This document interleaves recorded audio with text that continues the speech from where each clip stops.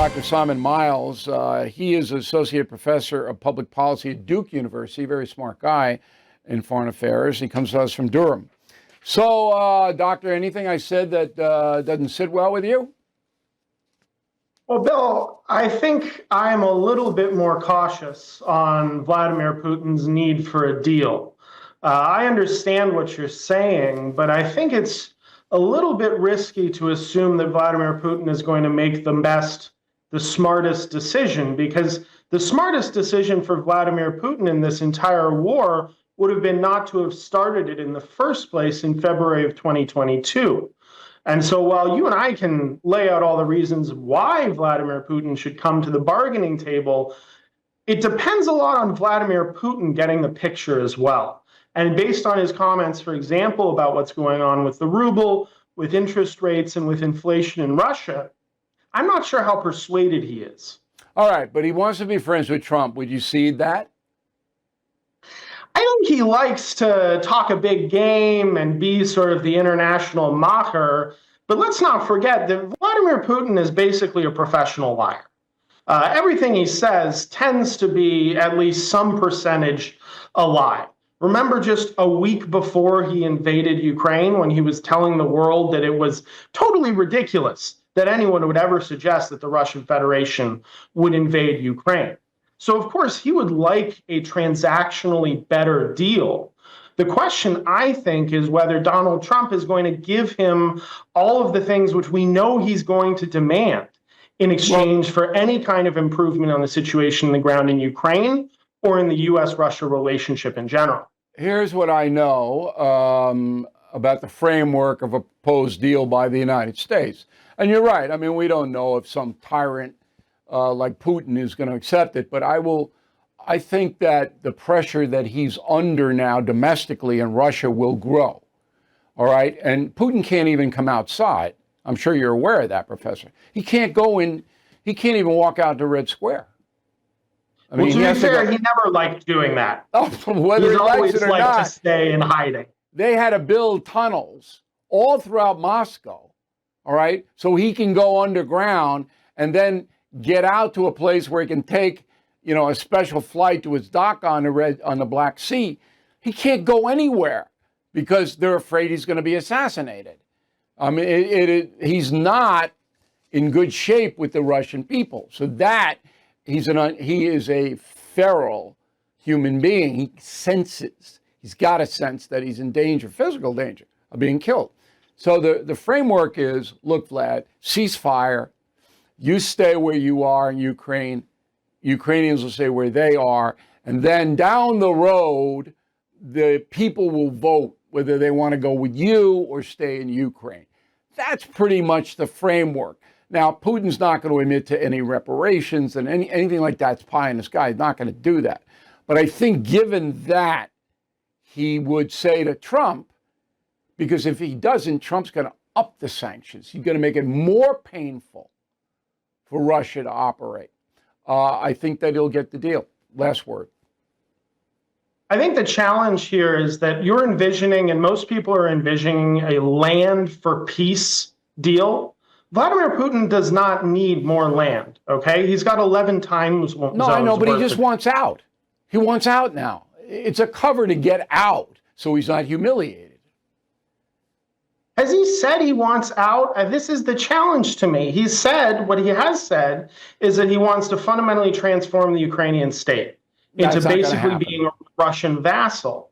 And I'm not really sure where he can really sell to the Russian people, of whom, as you rightly said, he does need to be aware of their opinions and their reactions to what's going on.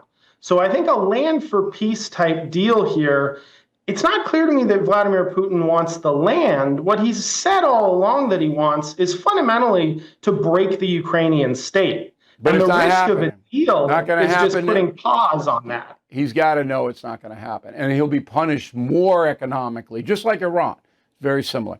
Okay, Professor, we really appreciate your point of view. Say hello to everybody at Duke for me. And thanks again for helping us out. There is a update on another very fascinating story that got totally out of control. You will remember the accusation against Joe Biden. Sorry about that.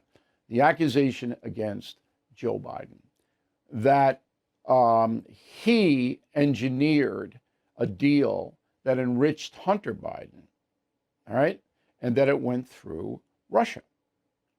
And the guy that made that accusation was a FBI informant named Alexander Smirnov. I got to get my names right. Okay? So there's a sketch of the guy. The guy's really shadowy. And he told the FBI, hey, the Bidens got $5 million by going to a Ukrainian energy company called Burisma. How many times did you hear Burisma noticed? And Hunter Biden got $5 million because his father, then vice president, put the arm on Burisma to give him the money. You remember that? You have to remember it was all over conservative media, all over. We never did it because I don't do stories based upon some shadowy guy, what he says. We just don't do that, which is why you're here listening and watching me today. But it was crazy, and it was taken as fact. Well, now this guy, the former FBI informant, Smirnov, has pled guilty to false derogatory information. And he agreed to a sentence of between 48 and 72 months in a federal penitentiary.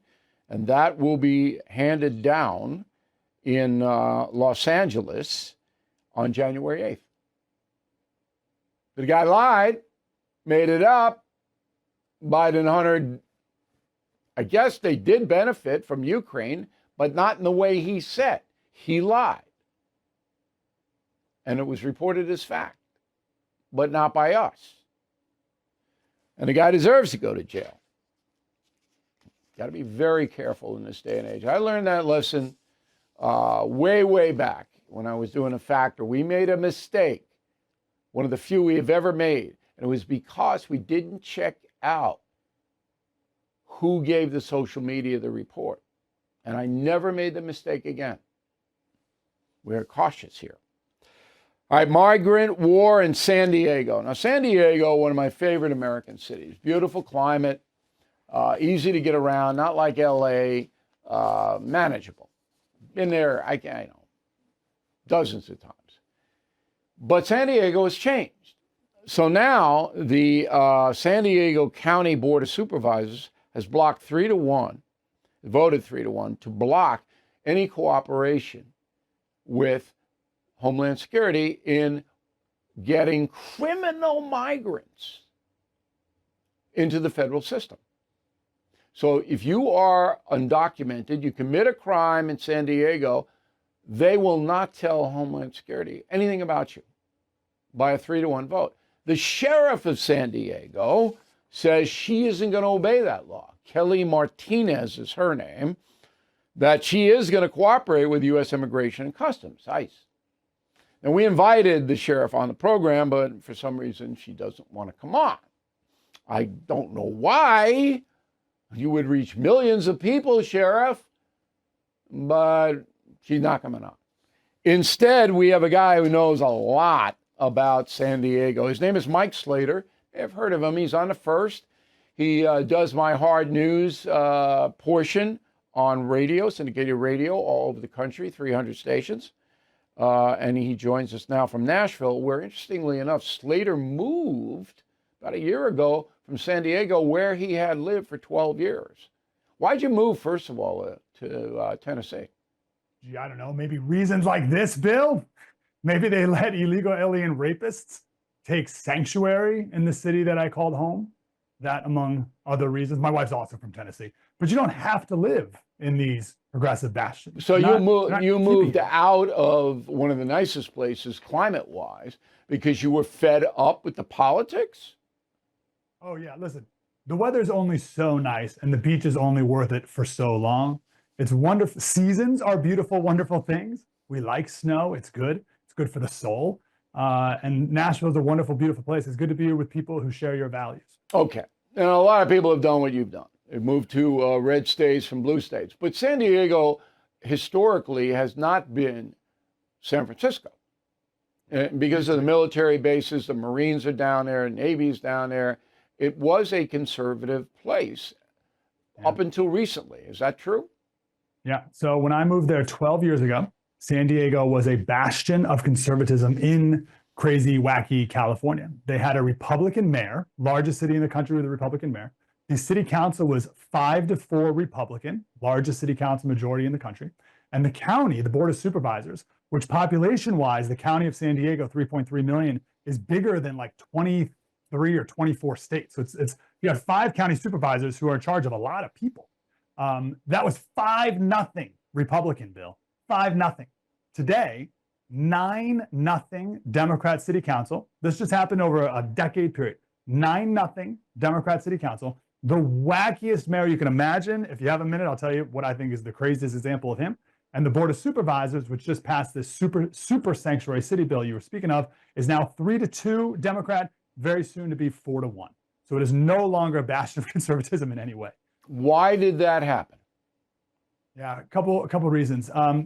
People go back and they blame the loss of the aerospace industry in the 80s, which lost a lot of its conservative influence. A lot of conservatives left for that reason. There's more people there, so the military influence you spoke of is not as prominent as it was before. Price of housing has gone up so much that a lot of the military people who used to call San Diego home for years and decades after their retirement and leaving the military, they've left. So you don't have that legacy of military experience anymore as well. Then I believe you have a lot of people coming from San Francisco and LA, where, as you said, it's not nearly as nice as San Diego. Things are much cheaper, easier, more manageable, as you said, to come down to San Diego. So you've had an influx. You also had a lot of illegal immigration. And there's I read an interesting analysis before that Texas attracts a certain type of immigrant, Hispanic immigrant specifically, and California is a magnet for a different type of Hispanic immigrant. Right now, 1/3 of Californians are on some form of government welfare. Everyone may remember a story from a couple months ago where the assembly voted to give $150,000 of a down payment to a house to illegal aliens.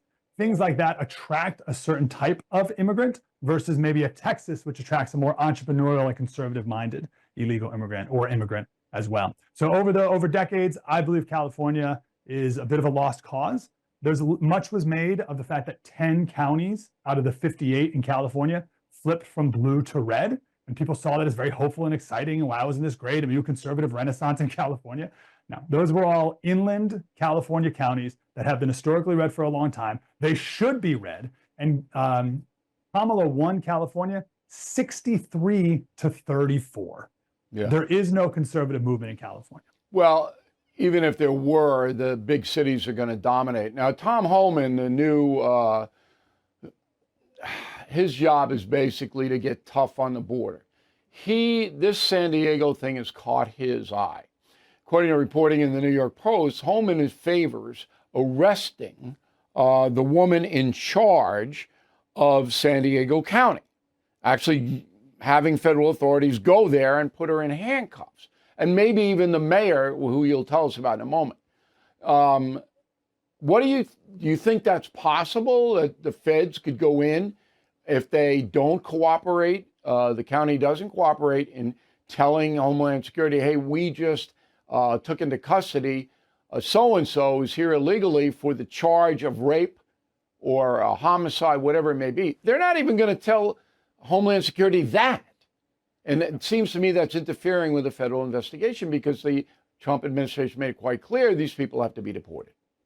Yeah, it's always been very frustrating to me when you hear even congressmen say we need to pass comprehensive immigration reform. Yeah. They're like, no. All the laws are on the books.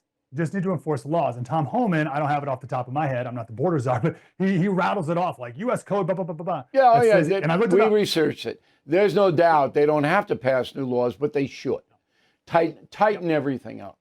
But anyway, what do you think the odds are that the head of the San Diego Board of Supervisors is going to be in cuffs and charged with interfering in a federal agency? That would send the message to everybody.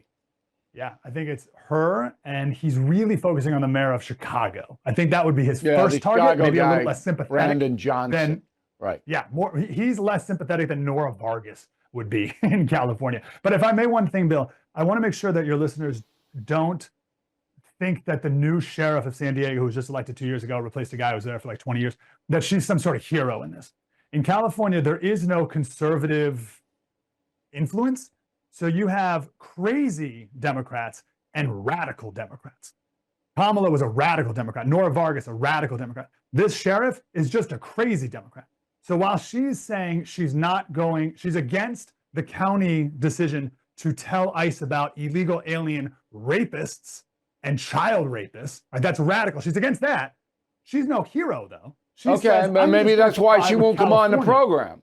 Maybe that's why she won't face me. Of course not. She has no reason to. The right doesn't exist to her. There is no common sense. There's no truth. I did not know that.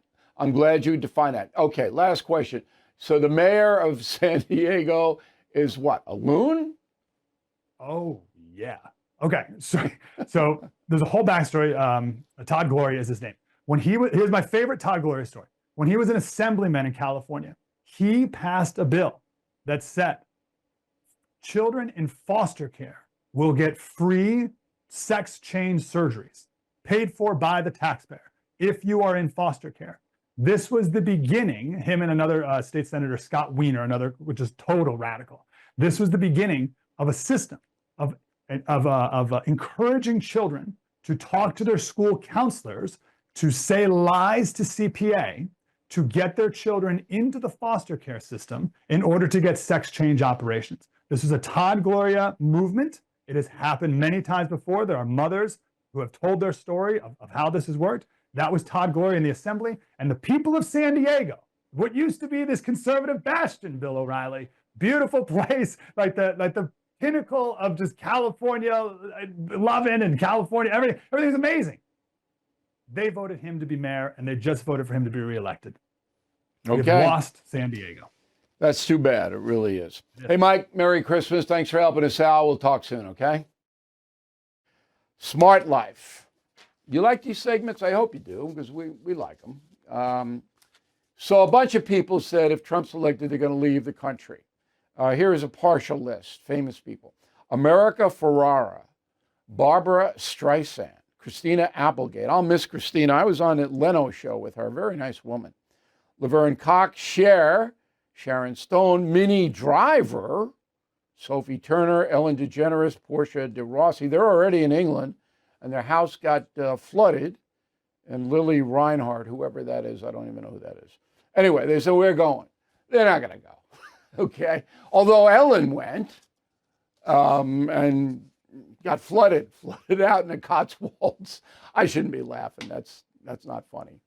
Anyway, I don't care whether they go or not. Although I said I'm going to miss Christina. I think she's a nice woman. Now, here are the top 10 cities from Mercer's Quality of Life. I don't know what Mercer's Quality of Life is, but they put out the list. If you are an American and you want to live somewhere else, and if Kamala won, there would have been a lot of conservatives and right-wingers going, I'm getting out of here, right? All right, here are the top 10 cities. Zurich, Switzerland.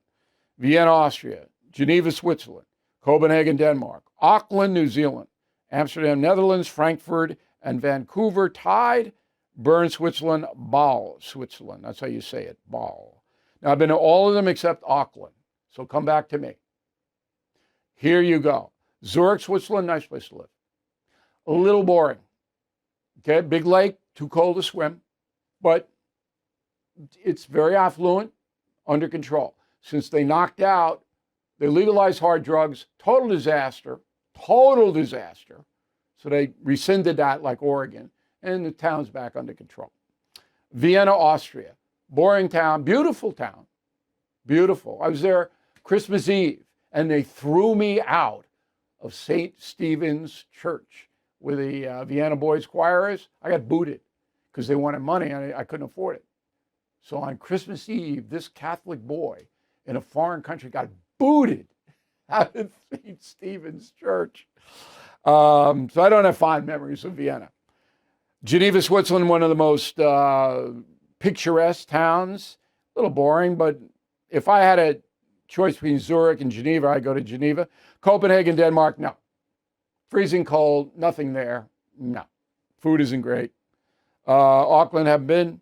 Amsterdam, unless you're a pothead, I don't know why you want to live in Amsterdam. Freezing. I was there on New Year's Eve. It was crazy. Well, big drug place. You don't want to go there. Frankfurt, Germany, the worst. The worst.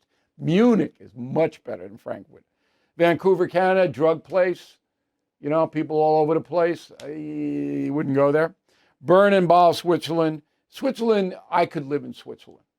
All right, if I had to get out of here, I'd probably go to Switzerland for 6 months and the Bahamas for 6. Anyway, if I'm deported, that's where you can find me.